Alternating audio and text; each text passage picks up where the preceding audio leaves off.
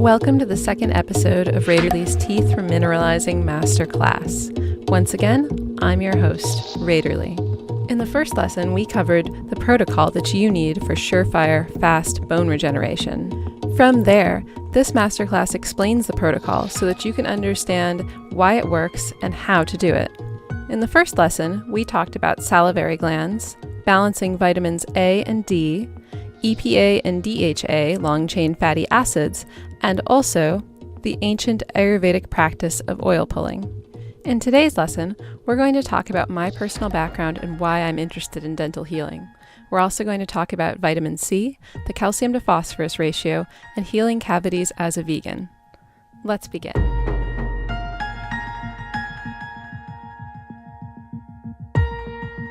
My background and why I'm interested in dental healing.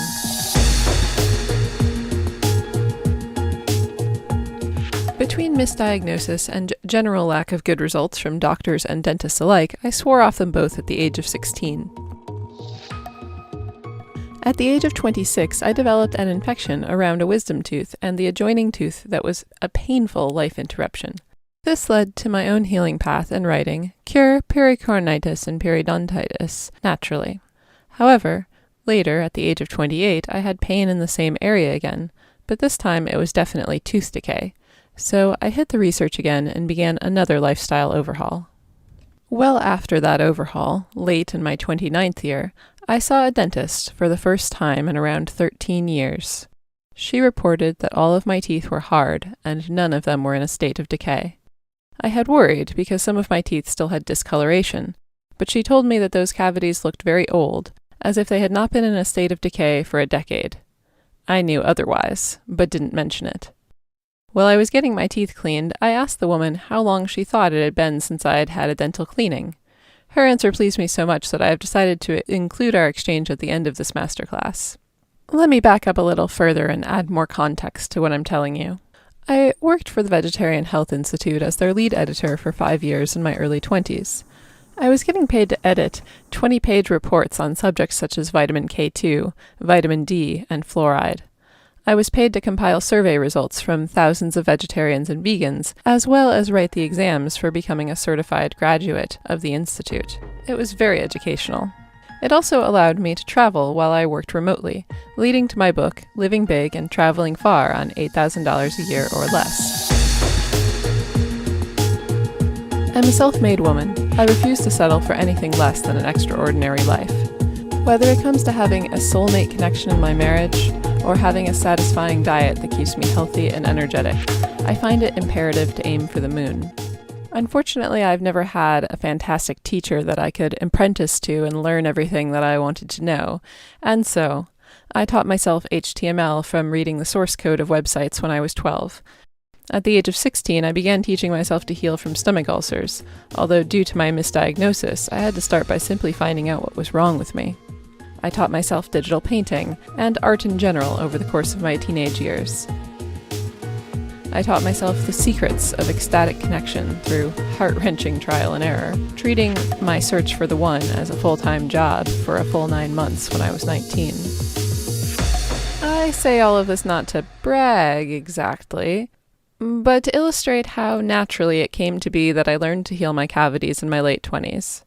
I read up on the subject before, but there wasn't as much readily available on the web as there is today.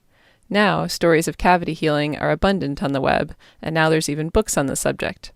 Let's start with Katie's story.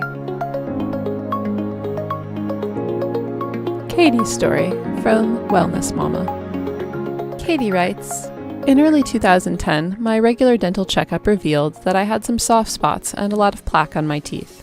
I also had one official cavity, though it wasn't bad, and while they suggested getting it filled soon, it wasn't a huge rush. They did warn me that I had the beginning stages of gingivitis in several places and had a lot of plaque. It took them about 40 minutes to scrape and clean my teeth, which I thought was normal. They took x-rays, so I have picture evidence of my teeth at this time. I did more research and read accounts of other people reversing dental damage, so I decided to give it a try. I took advice from all the research I had done and figured out a specific and supplemental regimen that I was going to use to try to heal my teeth. I followed the regimen for a few months and noticed my teeth were whiter and much less sensitive to cold. This was big news to me, as I used to have such sensitive teeth that drinking too cold a drink could literally bring me to tears.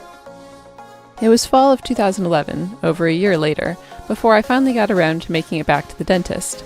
I didn't mention a thing about the cavities and soft spots that needed to be fixed, and neither did the dentist. It also took them about 5 minutes to clean and scrape my teeth. The hygienist told me that my teeth and gums looked great, and asked if I had started using fluoride or fluoride toothpaste, despite the fact that my chart made it very clear that I was anti-fluoride. I told her no, but that I had been trying to make sure I was taking better care of my teeth lately. Here's Katie's recipe for success. A low phytic acid diet. She says, I already wasn't eating grains or beans, but I also cut or limited nuts. Limited sugars or starches. She says, I limited fruit and even starchy vegetables like sweet potatoes. I focused on mineral-rich vegetables, bone broths, meats, and healthy fats. Lots of healthy fats. She says, I added extra coconut oil and used only pastured cultured butter. Bone broth. Katie made hers at home. Fermented cod liver oil and butter oil royal blend from green pastures. Vitamin D supplementation. Daily magnesium, gelatin, and vitamin C, though these aren't as vital to tooth healing, says Katie. Homemade Remineralizing toothpaste daily. She says, I swished with both calcium and magnesium powders dissolved in water daily to help provide minerals and to keep my mouth alkaline. Wellness brushing blend daily. Activated charcoal every couple of days, and daily oil pulling. Katie's husband was inspired by her success, so he took up the same approach and successfully healed his cavities the same way. You may notice that what Katie did is not precisely what I outlined at the beginning of this masterclass in Lesson 1. The protocol that I designed includes many different recipes for success. By incorporating all of the supplements that have been known to help, and incorporating all of the lifestyle behaviors that have been known to help, your odds of success are greatly enhanced. As always, I recommend following your intuition. Vitamin C. Katie mentions that vitamin C isn't as critical for healing cavities, but getting enough as a baseline is critical, even if you don't absolutely need megadoses of vitamin C to succeed. In 1922, dentist Percy Howe presented his research to the American Dental Association. He explained that he failed to reproduce dental decay by feeding and inoculating guinea pigs with various bacteria associated with gum disease and tooth decay. He wasn't able to establish dental cavities in a single animal through the introduction of bacteria. However, Dr. Howe was able to rapidly create tooth decay in guinea pigs by removing vitamin C from their diet. Besides Dr. Howe's studies with guinea pigs, there are some people who cure their dental cavities with megadoses of natural vitamin C, not ascorbic acid, without any other change to their diet. My educated guess is that vitamin C improves function in so many areas of the body that it causes us to utilize even the most trace amounts of vitamin K2 and vitamin D. It is well known that stress causes many nutrients and hormones to be used up faster, such as vitamin B12. Vitamin C is particularly good at combating the results of stress. I also find it likely that vitamin C is a cofactor for converting beta-carotene into retinol, if not directly, then indirectly, by improving the health of the glands responsible for this conversion. Dr. Thomas E. Levy, in his books Primal Panacea and Death by Calcium, explains that osteoporosis is a form of bone scurvy. Dr. Levy's findings is that weak bones are at least in part a vitamin C deficiency. Healing tooth decay as a vegan. Katie's method is obviously omnivorous, but not all success stories are from omnivorous people. Kat of Break Wild healed her teeth using vegan supplements. She even includes before and after photos in her blog post about her story. Kat writes, I hadn't been to a dentist in over a year. This negligence didn't alarm me. I brushed my teeth 2 or 3 times daily. I flossed. I ate what I perceived to be a healthy, whole foods-centric diet. The thought of getting cavities or tooth decay rarely crossed my mind. It appeared as several tiny black spots on the top of my lower back molars. I brushed those molars rigorously. I even used a steel dental pick to try to clean those babies up. To my dismay, the black spots remained. I had heard of accounts where people had healed their cavities naturally. Maybe I could do this. If so, this would save me hundreds of dollars, since I didn't have dental insurance. I scoured the internet. I learned a lot from this research. I found foods high in phytic acid, nuts, grains, seeds, to be strong offenders. As a plant-based vegan, I consumed a lot of these. I found that another cause of tooth decay was lack of minerals, such as calcium and magnesium, and a lack of fat-soluble vitamins like A, D, E, and K2. One resource I repeatedly kept seeing on how to heal tooth decay was the method by Weston Price, and the strategy involves adding fat-soluble vitamins to your diet through fermented cod liver oil and butter oil. The experiments claimed they were able to fully cure their signs of cavities within 6 weeks. Houston, we have a problem. Attempting the Price method would involve abandoning my vegan path. It left me thinking, there has to be another way. Here's Kat's method. Cut back on processed sugars and foods rich in phytic acid. Increase intake of whole fruits and vegetables, particularly mineral-rich leafy greens such as kale. Algae-sourced omega-3. 5,000 IU of vitamin 3 from lichen daily. Omega Organics magnesium oil each night before bed. Daily oil pulling for 20 minutes. And Kat says, this Ayurvedic practice is known for removing toxins and promoting healthy teeth and gums.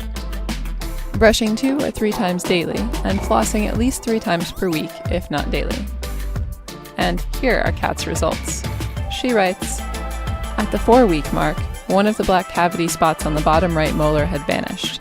So I chose to continue the experiment, taking omega-3 and D3 supplements daily and oil pulling each morning. Then, by week 6, 2 more of the black spots were fully gone. And finally, by week 7, my teeth were no longer showing any signs of cavities or tooth decay. But I had to be sure, so I called my dentist for the soonest available appointment. And right after the checkup and my biannual cleaning, I walked out victoriously, cavity-free.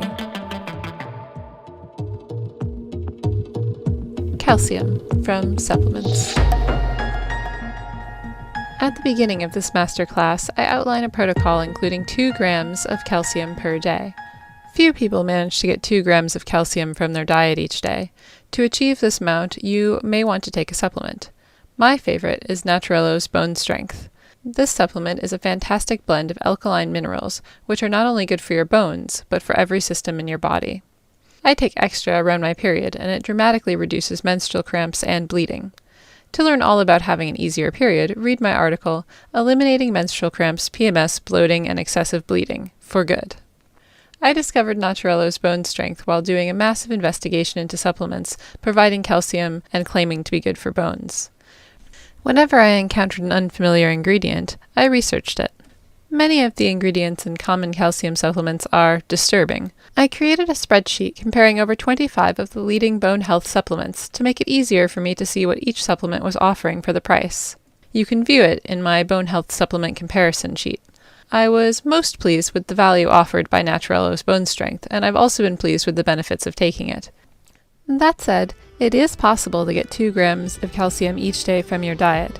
In fact, when I was creating custom nutritionally complete raw vegan meal plans for my clients, I found that if I just started with aiming for 2 grams of calcium, almost every other nutrient would fall into place. That's because vegetables and leafy greens are the vegan food richest in calcium, and they're also the food richest in vitamins and minerals overall. Calcium from diet. Here is a sample day's meal plan that achieves over 2 grams of calcium in 2,000 calories. This sample assumes an omnivorous whole foods diet, but I can tell you from vast experience with making nutritionally complete meal plans that you can also achieve this as a vegan or a raw vegan. Start out with a satisfying breakfast of chocolate milk with figs on the side. For brunch, have a grapefruit, a few slices of cheese, and 2 nori wraps filled with tahini and romaine lettuce. For lunch, enjoy a large salad with flax oil, orange segments, and a red bell pepper. And for dinner, finish off the day with steamed broccoli beside wild-caught flounder garnished with parsley. This sample is designed to give you an idea of what you could eat in a day in order to get 2 grams of calcium. It is also complete with regards to most other nutrition, but it only has 700 milligrams of vitamin C and 400 international units of vitamin D. For the vitamin C, you could add kiwis, mangoes, more kale, cauliflower, or kemu kemu powder, one of the most concentrated sources of vitamin C in the world. For vitamin D, I recommend taking a supplement as well as spending time with your bare skin in the sun. To avoid wrinkling your beautiful face, try to find a place where you can sunbathe nude or nearly nude with your face covered. This is my little secret for an even skin tone from head to toe. Phosphorus. Now that we've already discussed calcium, we can talk about phosphorus. You need phosphorus for a lot of important functions in your body, including the health of your teeth and bones. However, please do not lift a finger to try to consume any extra phosphorus. As I explain in depth in my article, Calcium to Phosphorus Ratio and its role in osteoporosis and arthritis, you want to consume as much calcium as phosphorus, and most people are already consuming 8 to 30 times as much phosphorus as calcium. Most foods in the seed category contain much more phosphorus than calcium, sometimes 40 times as much. One notable exception to this is sesame, which is why I include tahini in the above sample meal plan. For a detailed chart showing you the calcium to phosphorus ratio in over 100 different foods, get my book, The Ultimate Nutrition Reference. This concludes the second lesson. I still have a lot more to share with you, so if you're enjoying this class so far, be sure to like this video, subscribe, and make time to watch the rest of the lessons. You can also view this video in its text form. You'll find a link for that beneath this video. Now, I'd really like to hear your story. Have you struggled with tooth decay or bone loss? Comment below and share your experiences.